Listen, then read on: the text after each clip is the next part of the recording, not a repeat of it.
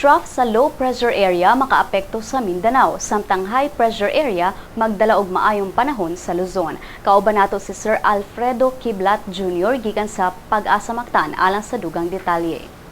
Yes, trough low pressure area affecting the eastern Mindanao. So eastern Mindanao, Caraga, Davao region, we've experienced cloudy skies associated with light to moderate rain. And the other parts of the country, including Cebu, is not affected with the trough of the low pressure area, will be experiencing a fair weather. Partly cloudy to cloudy skies with less chance of experiencing rain. Base sa atong model, there's no chance sa pagkakaroon ng mahimong bagyo. Nagkamantang gibasihan para ang low pressure area nga mahimong bagyo, the wind shear, the initon sa dagat o formation niya is dili kuan na sa iyang threshold nga mahimo siyang bagyo. The high pressure area affecting northern Luzon, and high pressure area is associated with good weather. So definitely, Luzon area will be experiencing a hot and sunny day.